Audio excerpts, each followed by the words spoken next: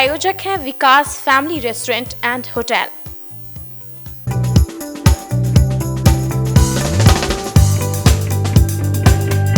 नमस्कार, शहर का number 1 channel city news Muzaffarpur आप सभी दर्शकों का स्वागत करता है और मैं हूं आपके साथ नीरज श्रीवास्तव। खबरों का सिलसिला शुरू करने से पहले आइए एक नजर डालते हैं दिन भर की खास सुर्खियों पे। हेडलाइंस के प्रायोजक हैं नीलकमल एक्सक्लूसिव शोरूम। अहियापुर थाना क्षेत्र के गढ़ा चौक पर तेज रफ्तार में आ रही ट्रक ने कार में मारी टक्कर, कार सवार 2 लोगों की हुई मौत। सरायगंज टावर चौक पर भीम सैनिक दल के सदस्यों ने हत्या में आरोपी की गिरफ्तारी की मांग को लेकर मुख्यमंत्री का जलाया पुतला। और कांटी प्रखंड वैक्सीन सेंटर में लोगों की भीड़ उमड़ी, वैक्सीन लेने के लिए आपस में उलझे लोग।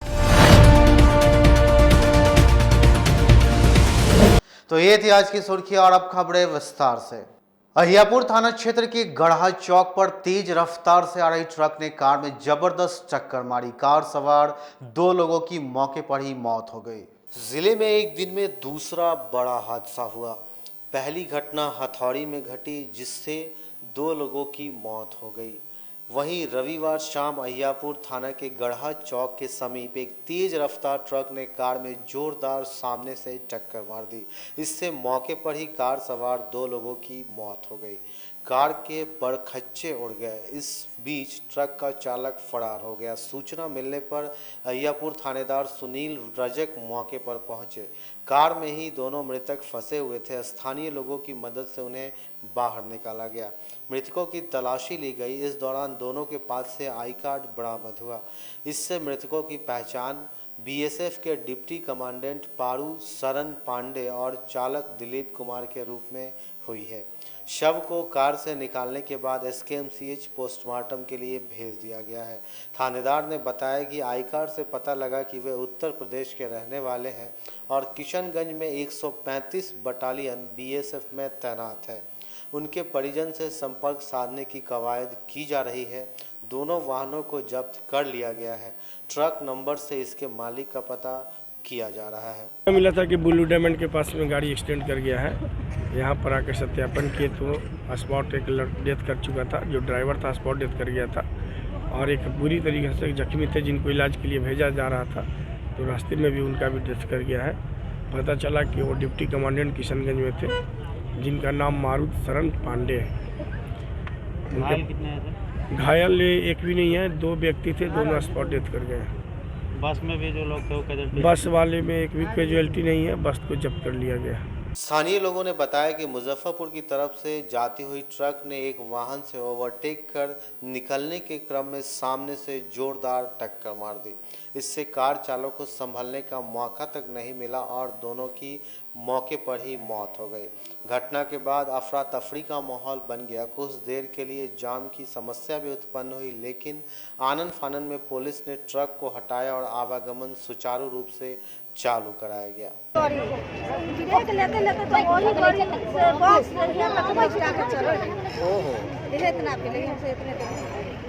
तो ये गाड़ी जो है ये इसमें कितने आदमी बैठे हुए थे? कार में 2 आदमी। अच्छा, तो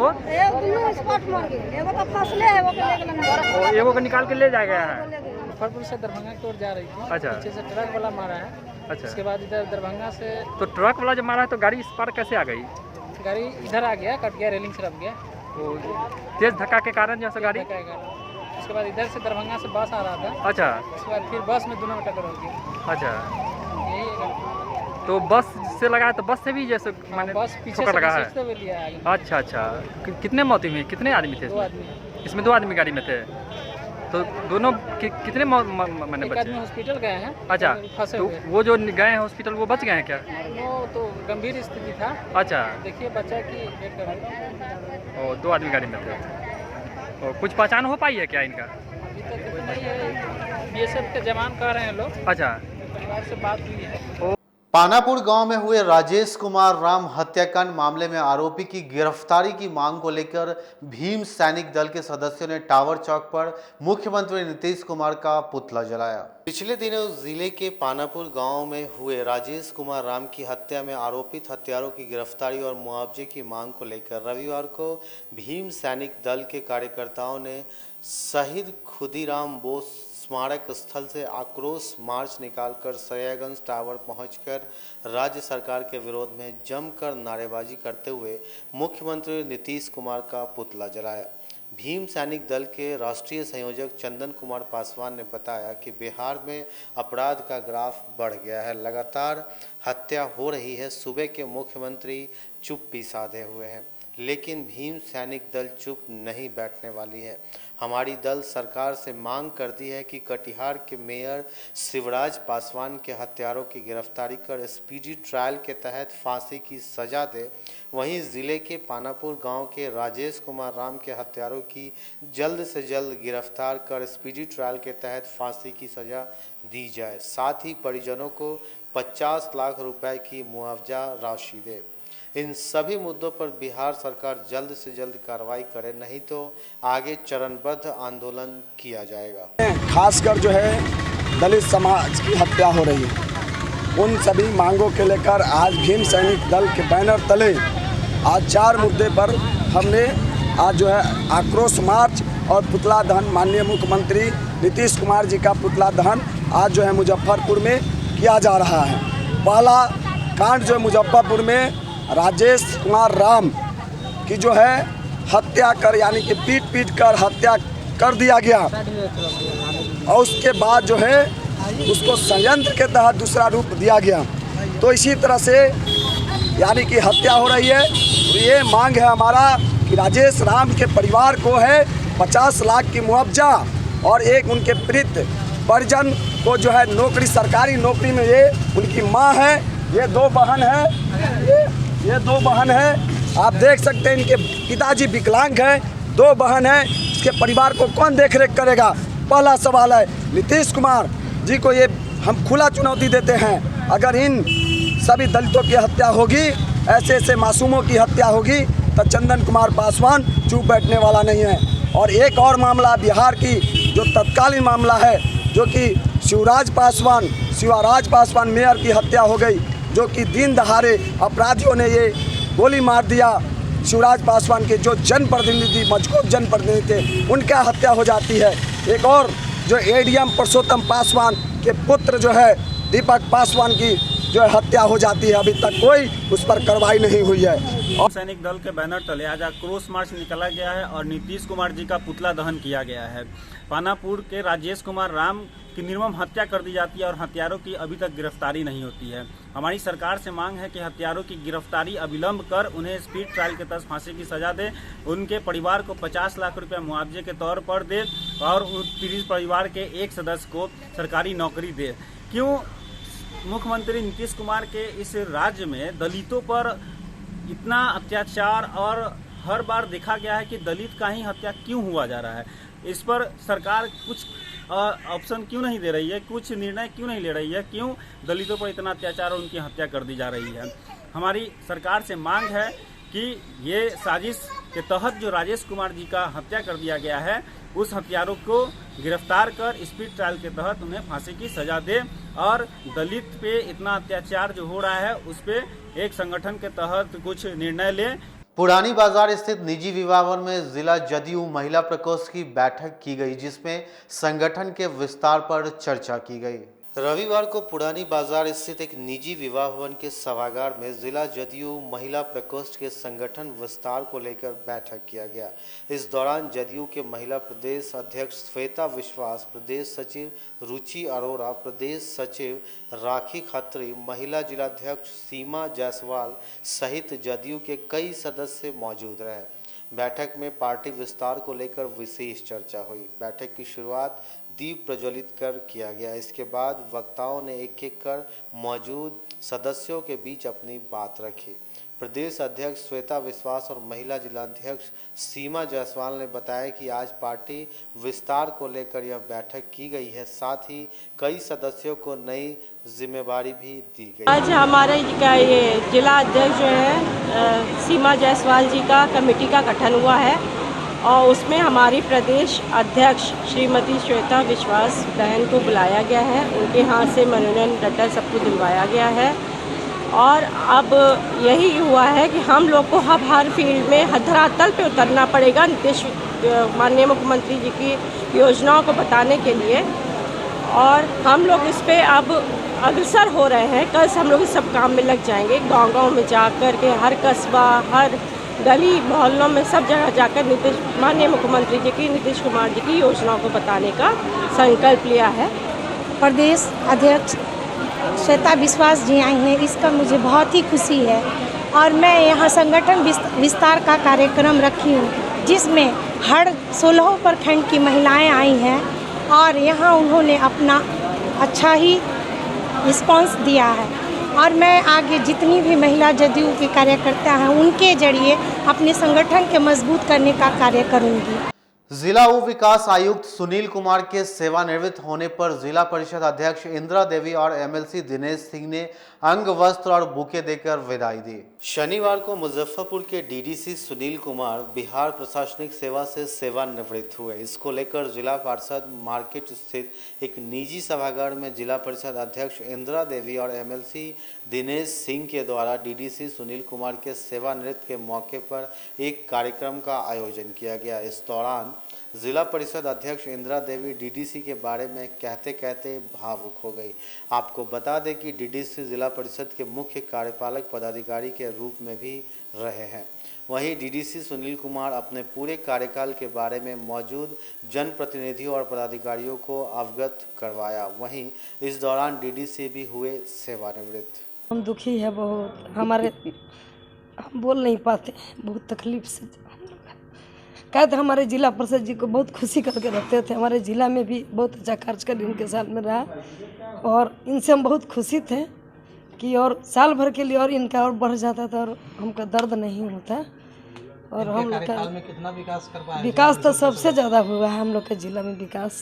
के आज मैं बिहार प्रशासनिक सेवा से आज मैं सेवानिवृत्त हो रहा हूँ। खुशी हो रही है कि मुजफ्फरपुर का डीडीसी रहा, साथ साथ जो है जिला परिषद मुजफ्फरपुर का मुख्य कार्यपालक पदाधिकारी के रूप में मैंने काम किया और इस कार्य के दौरान जो है बहुत ही अच्छा लगा। यहाँ के जिला परिषद की अध्यक्ष हों, अभिभावक स्वरूप दिनेश बाबू हैं और जितने भी हमारे पार्षदगण जो माननीय पार्षदगण हैं, सभी लोगों का व्यवहार मेरे प्रति बहुत अच्छा रहा है और मैंने सभी के उम्मीदों पर जो है खरा उतरने का प्रयास किया।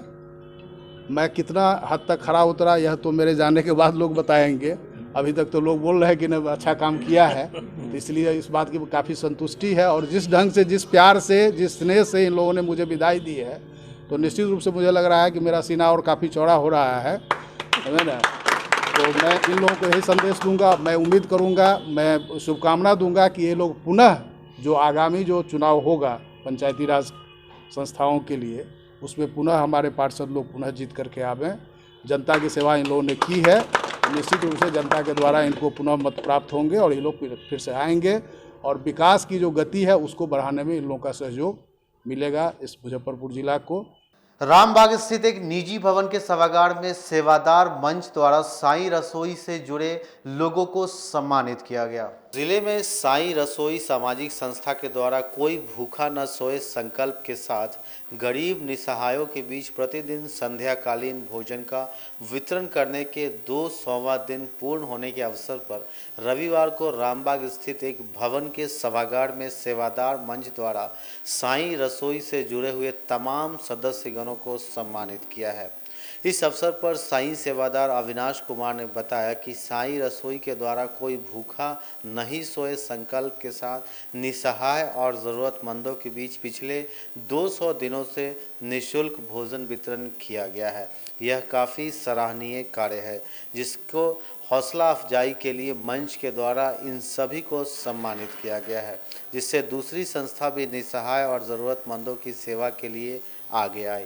आज साईं की रसोई जो कि एक संकल्प लेकर पिछले 199 दिनों से लगातार मुजफ्फरपुर के सदर अस्पताल के नज़दीक कोई भूखा न सोए इस संकल्प को लेकर प्रतिदिन जो भूखों को, गरीबों को, बेसहारों को जो मुफ्त भोजन देने का काम करते रहे हैं, जिनका आज 200वां दिवस पूर्ण हो रहा है। इस उपलक्ष्य में हम लोग आज इस साईं की रसोई के संस्थापक माननीय प्रकाश गुप्ता एवं इनके तमाम सदस्यगणों को यहाँ पे आज सेवादार मंच के कार्यालय में हम लोग सम्मानित करने का काम कर रहे हैं और एक उम्मीद लेकर चल रहे हैं। शहरवासियों से एक संदेश देना चाह रहे हैं, एक निवेदन करना चाह रहे हैं कि शहर के अंदर ही नहीं बल्कि जिला के अंदर में कोई भूखा न सोए, इस संकल्प को पूर्ण करने हेतु एक कदम आगे जरूर से जरूर आएं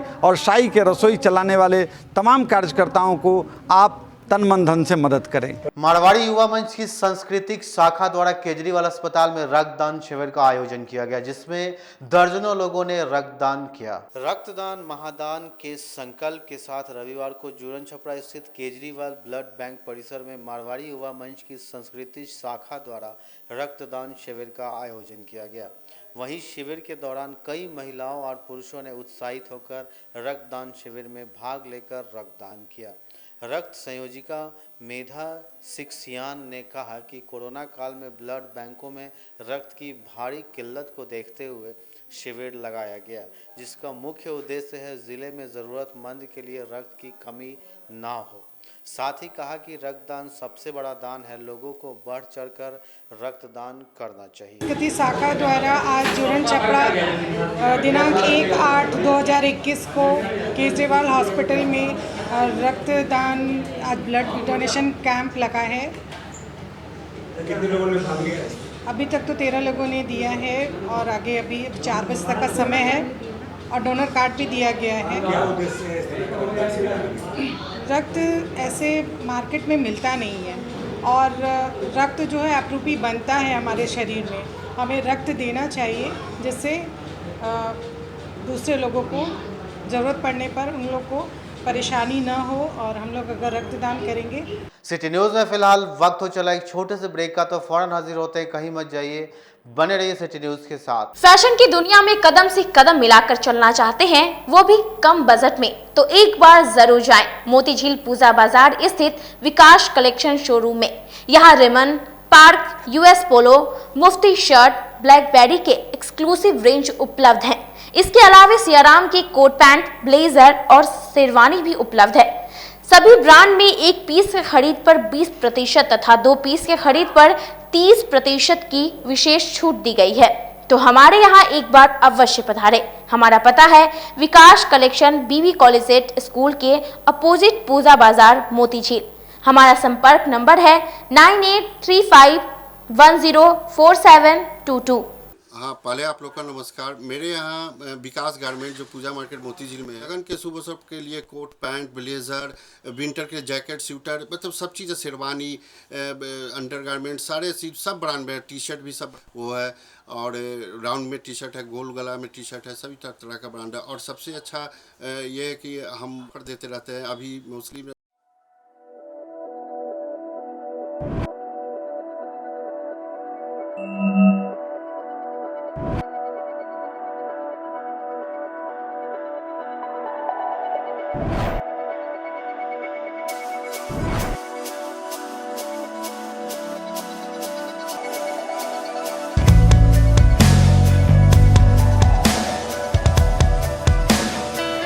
अब आ गया है आपके अपने शहर में उत्तर बिहार का पहला नीलकमल एक्सक्लूसिव शोरूम। नीलकमल इंडिया की फेवरेट फर्नीचर ब्रांड है। इस कंपनी के सभी रेंज एक ही छत के नीचे आपको मिलेगी। होम फर्नीचर, ऑफिस फर्नीचर की सभी रेंज यहाँ पे उपलब्ध है। कंपनी का एक्सक्लूसिव शोरूम होने के कारण 40% तक की विशेष छूट यहाँ मिल रही है। इसके अलावा 0% इंटरेस्ट के साथ बैंक से फाइनेंसिंग की भी सुविधा उपलब्ध है।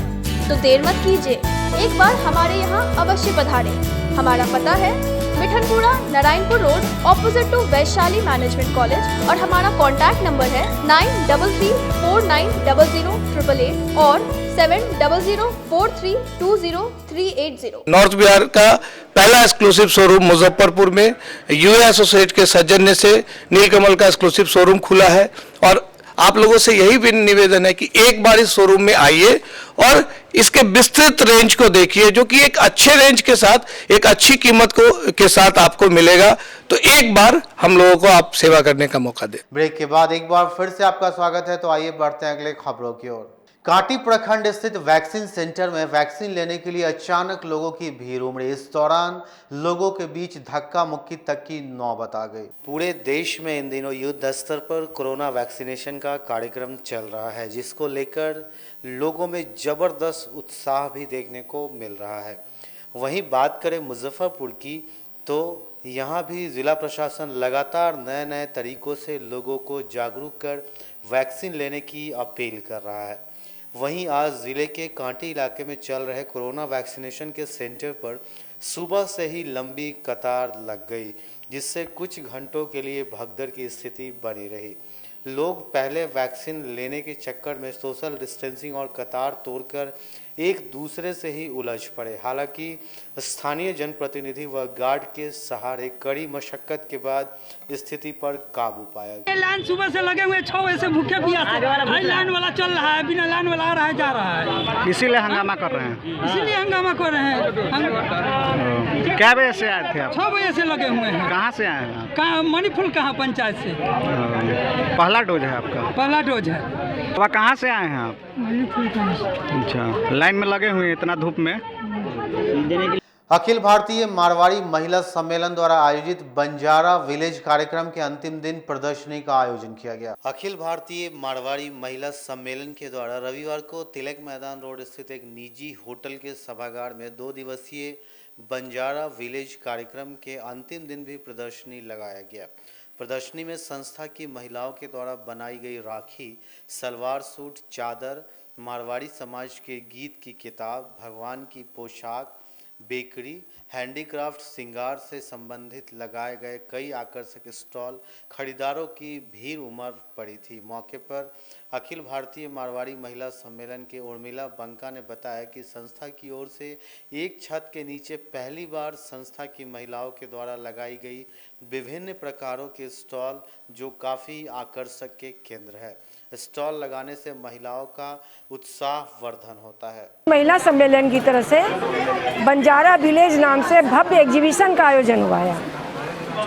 क्या उद्देश्य है इस तरह का? इसका उद्देश्य ये है कि हमारे समाज की महिलाएं घर घर में बिजनेस करती हैं, रोजगार करती हैं। उन लोगों को एक यहाँ हम लोगों ने मंच दिया कि एक जगह सारी महिलाएं सब जितनी भी रोजगार करती हैं सब लोग को एक मंच मिला, जिस सभी यहाँ के स्टॉल लगाई अपना, और लोगों को भी उससे फ़ायदा है कि सबों को घर घर नहीं जाना है, एक ही जगह उनको 10 दुकानें 15 दुकानें सब आइटम की दुकानें मिल गई।